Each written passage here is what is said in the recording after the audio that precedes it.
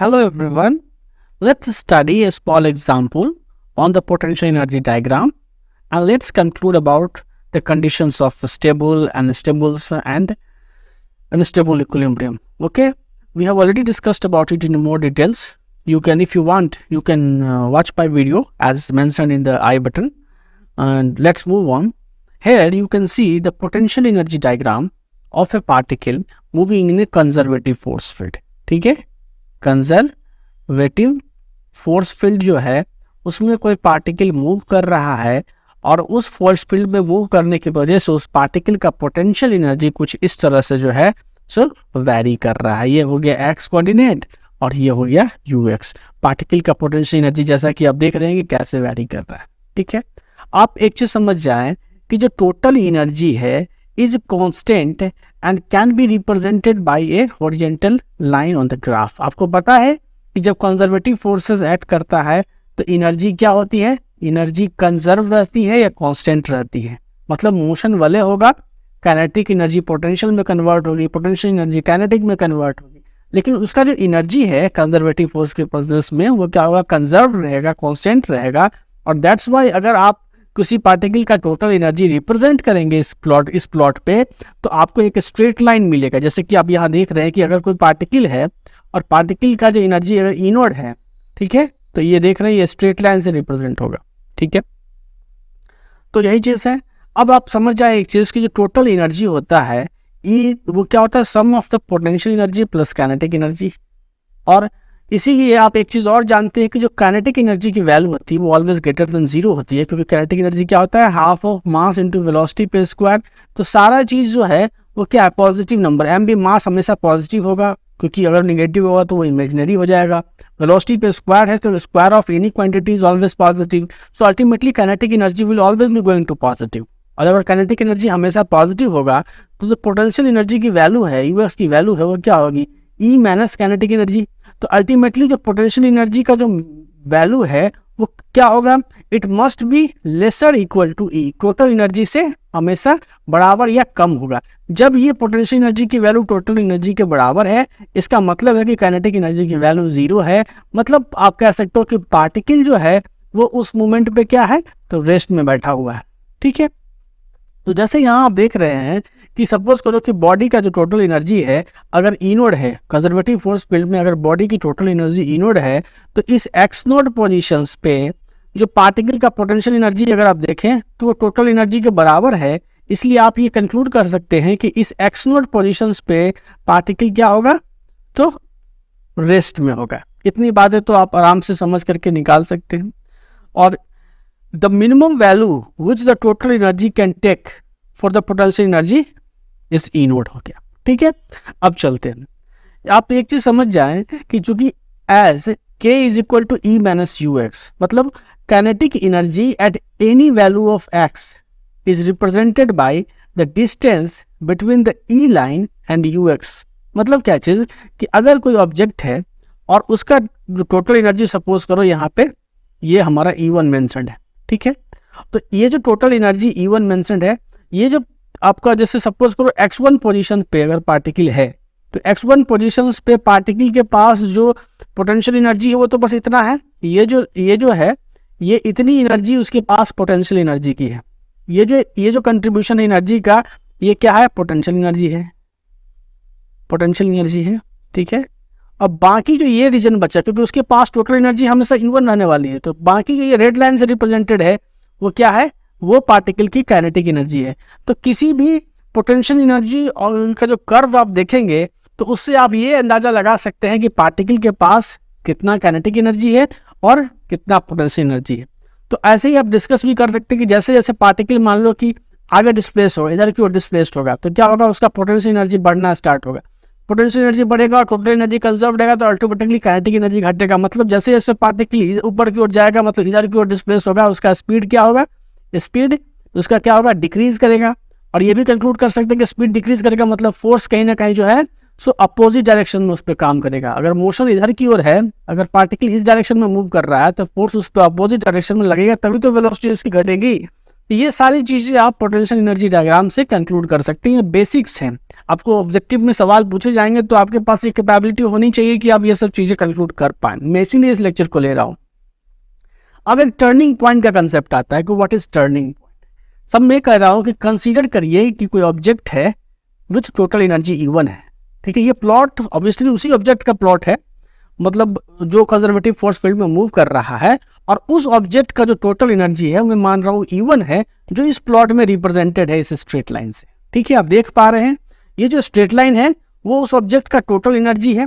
क्योंकि पोजीशन के साथ ये स्ट्रेट लाइन क्यों कांस्टेंट रह रहा है, इसलिए कांस्टेंट रह रहा है क्योंकि पार्टिकल कंजर्वेटिव फोर्स फील्ड में मूव कर रहा है, और अगर कंजर्वेटिव फोर्स फील्ड में मूव करेगा तो पार्टिकल का पोटेंशियल एनर्जी बड़ी वेरी कर जाए, तो ऑटोमेटिकली काइनेटिक एनर्जी भी वेरी करेगा, बट टोटल एनर्जी हमेशा कांस्टेंट रहने जा रही है। इसीलिए जो भी पार्टिकल मूव कर रहा है उसका टोटल एनर्जी में यहाँ क्या कर रहा हूँ, स्ट्रेट लाइन से रिप्रेजेंट कर रहा हूँ। पोजीशंस के साथ पार्टिकल का एनर्जी कांस्टेंट रह रहा है, and that's why the total energy is being represented as a straight line in this graph. तो इसमें कंफ्यूज मत होइएगा भाई।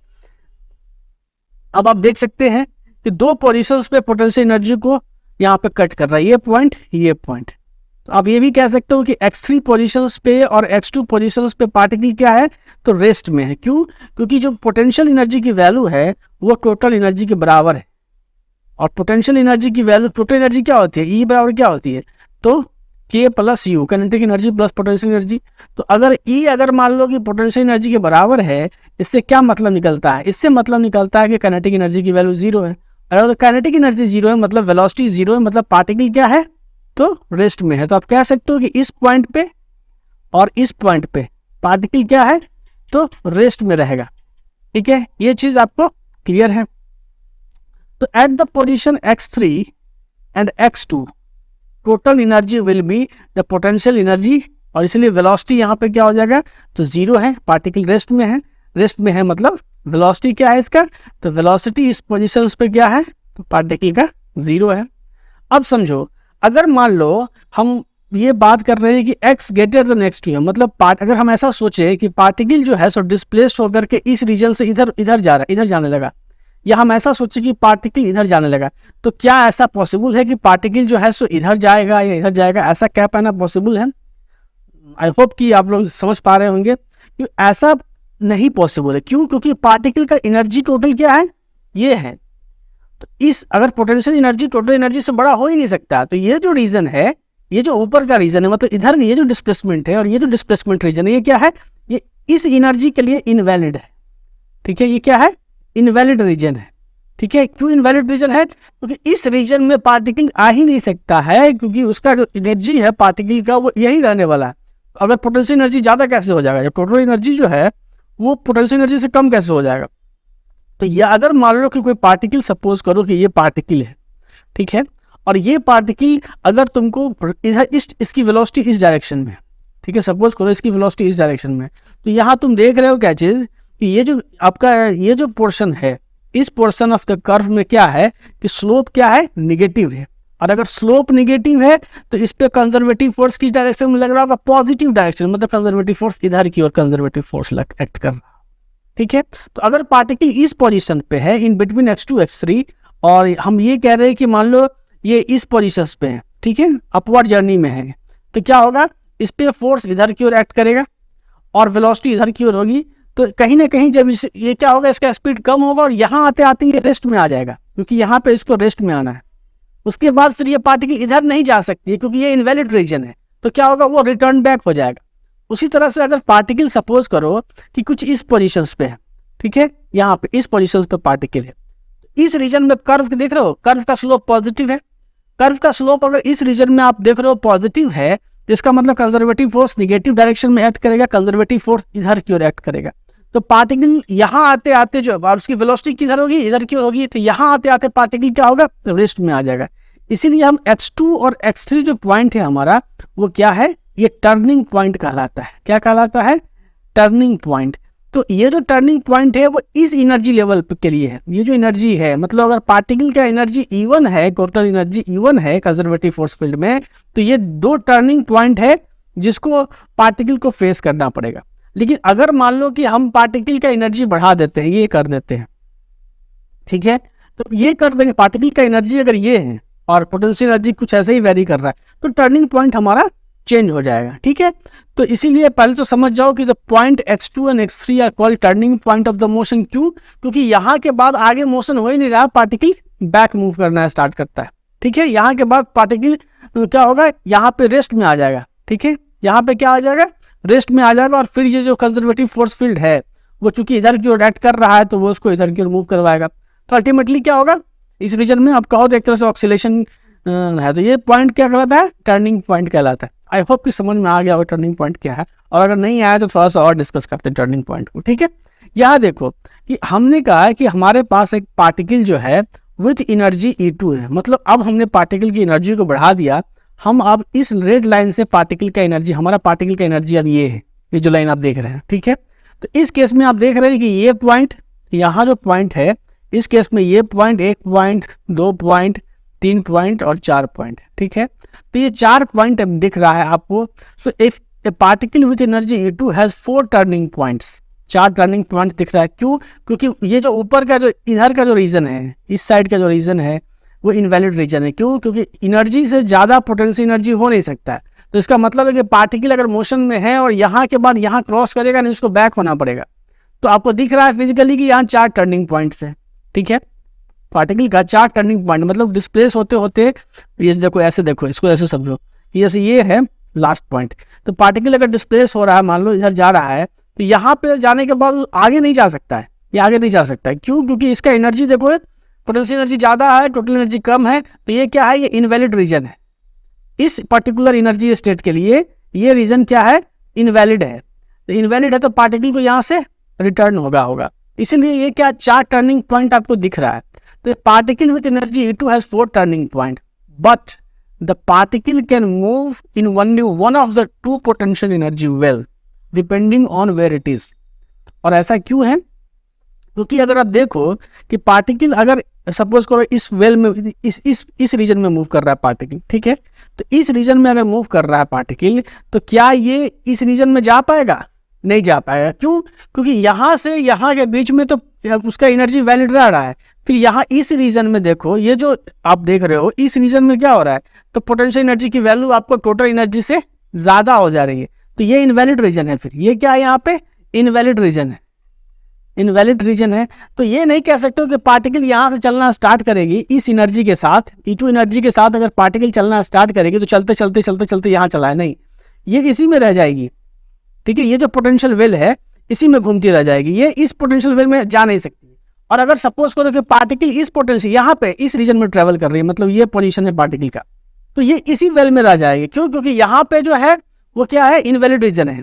तो इसका टर्निंग पॉइंट, इसी 2 ही टर्निंग पॉइंट इसको यहाँ फेस करना पड़ेगा। तो अल्टीमेटली देख तो 4 टर्निंग पॉइंट रहा है, बट अगर पार्टिकल मोशन में होगी तो उसको केवल 2 ही टर्निंग पॉइंट, अगर इस पोटेंशियल वेल में ट्रेवल करेगी तो उसका टर्निंग पॉइंट ये और ये होगा, और अगर इस पोटेंशियल एनर्जी वेल में ट्रेवल करेगी तो उसका टर्निंग पॉइंट ये और ये होगा। समझ रही हो? आई होप कि आपको बात समझ में आ रही हो। अब क्या है कि at the position x for u is greater than u2, दिख ही रहा है इस पोजीशन पे क्या है, तो पोटेंशियल एनर्जी की जो वैल्यू है, u की जो वैल्यू है वो ग्रेटर देन क्या है, तो टोटल एनर्जी है। और इसीलिए इसको लेकर चलोगे तो v क्या आएगा, इमेजिनरी आ जाएगा। ठीक है, और ये पॉसिबल नहीं है, एंड दैट्स वाई पार्टिकल जो है वो यहाँ से यहाँ पहुँच ही नहीं सकता। समझ में आ रही है? मेरा ऑब्जेक्टिव है कि आप कर्व से जितना ज़्यादा इंफॉर्मेशन एक्सट्रैक्ट कर सको, क्योंकि ऑब्जेक्टिव जब पूछे जाएंगे तो आपके पास ये कंसेप्ट होने चाहिए जो है। ठीक है, अब देखो फॉर एनर्जी E3, अगर मैं कह रहा हूँ कि अभी तो मैं E2 एनर्जी पे पार्टिकल को कंसीडर कर रहा था, अगर मैं एनर्जी बढ़ा दूँ, अब मेरा पार्टिकल कंजर्वेटिव फोर्स में E3 एनर्जी के साथ मूव कर रहा है, तो E3 एनर्जी के साथ मूव कर रहा है, तो आप देख रहे हो कि एक ऐसा यही एक पॉइंट है जिसके इधर अगर जाएगा पार्टिकल तो पोटेंशियल एनर्जी की वैल्यू टोटल एनर्जी से ज़्यादा हो जाएगी। तो टर्निंग पॉइंट यहाँ केवल एक टर्निंग पॉइंट होगा, सिंगल टर्निंग पॉइंट, क्योंकि बाकी जगह देखो तो पोटेंशियल एनर्जी की वैल्यू हमेशा वैलिड रह रही है, एनर्जी से हमेशा कम है। तो for a particle having energy E3 initially moving to the left, ठीक है, अगर वो लेफ्ट की ओर जा रही है पार्टिकल जो है, सपोज करो अगर कोई पार्टिकल है और ये लेफ्ट की ओर मूव कर रही है, initially moving to the left, will have a variable speed as it passes through the potential wells. तो ऑब्वियस है कि अगर कोई पार्टिकल है और इस डायरेक्शन में जा रही है तो पोटेंशियल एनर्जी कर्व से आपको दिख रहा होगा कि फोर्सेस का डायरेक्शन चेंज हो रहा होगा, इसलिए इसका स्पीड क्या होगा, तो स्पीड इसका वेरिएबल होगा। it will be having a variable speed as it passes through the potentials well, but eventually क्या होगा, it stops at x5. ये जो x5 पोजीशन है ये क्या है, ये टर्निंग पॉइंट है, टर्निंग पॉइंट है। तो कोई पार्टिकल अगर मान लो लेफ्ट वार्ड जा रही है तो इसको कोई दिक्कत नहीं है, जाती जाएगी, क्योंकि ये सारा रीजन जो है, ये इस रीजन में पोटेंशियल एनर्जी की वैल्यू कम है, जाती जाएगी, यहाँ भी जाएगी, यहाँ भी जाएगी, ऊपर जाएगी। इस पॉइंट पर जब आएगी उसके बाद पोटेंशियल एनर्जी की वैल्यू ज़्यादा हो जा रही है, मतलब काइनेटिक मतलब वेलोसिटी की वैल्यू इमेजिनरी हो जाएगी। तो यहाँ पे आकर के वो क्या हो जाएगी, रेस्ट में आ जाएगी, और यहाँ से वो टर्न अराउंड होगा, इधर की ओर बैक होगा। So if then proceeds to the right, और उसके बाद अगर ये पार्टिकल राइट मूव करना स्टार्ट हुआ तो फिर वो कभी नहीं रुकेगा, क्योंकि इसके बाद उसके पास क्या है, कोई टर्निंग पॉइंट नहीं है।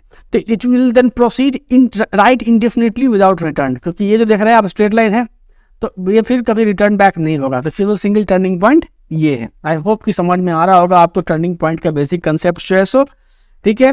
और अगर इक्विलिब्रियम स्टेट की बात कर रहे हैं तो मैंने अभी अभी समझाया है कि जैसे ये पॉइंट है, यहाँ पे क्या है, मैक्सिमम पोटेंशियल एनर्जी है, तो ये इक्विलिब्रियम स्टेट तो हुआ, लेकिन ये कौन सा इक्विलिब्रियम हुआ, अनस्टेबल इक्विलिब्रियम हुआ, ठीक है, अनस्टेबल इक्विलिब्रियम हुआ। क्यों हुआ अनस्टेबल इक्विलिब्रियम, क्योंकि यहाँ पे क्या है कि अगर पार्टिकल थोड़ा भी डिस्टेंस इस डायरेक्शन में या इस डायरेक्शन में डिस्प्लेस्ड होगा, मतलब कहने का मतलब है कि पार्टिकल इस पोजीशन से अगर थोड़ा भी डिस्टेंस यहाँ या यहाँ डिस्प्लेस्ड होगा, तो इस पे लगने वाला कंजर्वेटिव फोर्स किधर की ओर होगा, इस पे लगने वाला कंजर्वेटिव फोर्स या तो इधर की ओर होगा या इधर की ओर होगा। मतलब अल्टीमेटली उसको जो इक्विलिब्रियम पोजीशन है ये, इससे अवे लगेगा कंजर्वेटिव फोर्स, और इसलिए यहाँ पे पार्टिकल को हम लोग अनस्टेबल इक्विलिब्रियम में कहते हैं, ठीक है। और ये जो पॉइंट है, याद रखिए, हमेशा इक्विलिब्रियम स्टेट क्या होता है, वहाँ होता है जहाँ स्लोप जीरो है। तो यहाँ भी स्लोप जीरो है, यहाँ भी स्लोप जीरो है, और चूंकि ये स्ट्रेट लाइन है तो ये भी स्लोप क्या है हमारा, ये भी जीरो स्लोप है। क्या है, स्लोप यहाँ पे क्या है, तो जीरो है। तो ये तीनों ही इक्विलिब्रियम स्टेट है, लेकिन इसमें भी स्टेट ऑफ इक्विलिब्रियम में ये अनस्टेबल इक्विलिब्रियम माना जाएगा, क्योंकि यहाँ पे जैसे ही पार्टिकल अपने इक्विलिब्रियम पोजीशन से डिस्प्लेस होता है तो कंजर्वेटिव फोर्सेस उसको away from the equilibrium towards the lower energy state लेके चला जाता है, इसलिए ये पॉइंट क्या हो गया, अनस्टेबल इक्विलिब्रियम। यहाँ देखो, अगर पार्टिकल इस पोजीशन पे है और थोड़ा सा भी डिस्टेंस सपोज करो, यहाँ ये एक्स नॉट पोजीशन पे पार्टिकल इक्विलिब्रियम में है, अब या इधर मूव करता है, तो क्या होगा, इस पोजीशन पे पोटेंशियल एनर्जी का स्लोप क्या होगा, पॉजिटिव होगा, स्लोप पॉजिटिव होगा। यहाँ पे क्या होगा, ये क्या है, पॉजिटिव स्लोप होगा, और स्लोप अगर पॉजिटिव होगा तो कंजर्वेटिव फोर्सेस क्या होगा, नेगेटिव, मतलब इधर की ओर एक्ट करेगा। उसी तरह से पार्टिकल इस पोजीशंस पे है तो यहाँ पे स्लोप क्या होगा, निगेटिव होगा, इसलिए कंजर्वेटिव फोर्स अपोजिट इधर की ओर एक्ट करेगा। तो अल्टीमेटली क्या देख रहे हो कि जैसे ही पार्टिकल अपने इक्विलिब्रियम पोजीशन से थोड़ा भी किसी भी डायरेक्शन में डिस्प्लेस हो रहा है तो कंजर्वेटिव फोर्सेस क्या कर रहा है, उसको इक्विलिब्रियम स्टेट में ले आ रहा है, इसलिए इसको हम लोग क्या बोलते हैं, ये हो गया स्टेबल इक्विलिब्रियम, ठीक है, स्टेबल इक्विलिब्रियम का केस हो गया यहाँ पे। और ये जो पोजीशन है, यहाँ पे क्या हो रहा है, तो ये स्ट्रेट लाइन रह रहा है, मतलब यहाँ पे क्या है, तो डी यू बाई जो आपका डी आर है या डी एक्स है वो क्या है, जीरो है, स्ट्रेट लाइन है। अब मतलब स्ट्रेट लाइन है, इसका मतलब क्या है कि यहाँ पे इस स्टेट को हम लोग कहते हैं, मतलब ये स्ट्रेट लाइन है, टू कांस्टेंट है, ये क्या है, इसकी वैल्यू क्या है, तो इसका स्लोप यहाँ देखो, ये क्या है, स्ट्रेट लाइन है, तो D you by D x zero हो गया। तो इस केस को हम लोग बोलते हैं न्यूट्रल इक्विलिब्रियम, ठीक है, न्यूट्रल इक्विलिब्रियम, क्योंकि इस केस में कोई फोर्स लग ही नहीं रहा है पार्टिकल पे, ठीक है, इसलिए इसको न्यूट्रल इक्विलिब्रियम बोलते हैं। तो यही था all discussions, thank you very much. I will suggest कि आप सारे वीडियोस मेरे पोटेंशियल एनर्जी कर्व को लेकर के देख लें, ताकि थोड़ा बहुत क्लियर हो पाए, और फिर किताबों को और क्वेश्चन ज़्यादा से ज़्यादा बनाने की कोशिश करें, क्योंकि अल्टीमेटली फिजिक्स का नॉलेज जब तक आप इम्प्लीमेंट नहीं करते हो, it is useless and it is done. Thank you very much.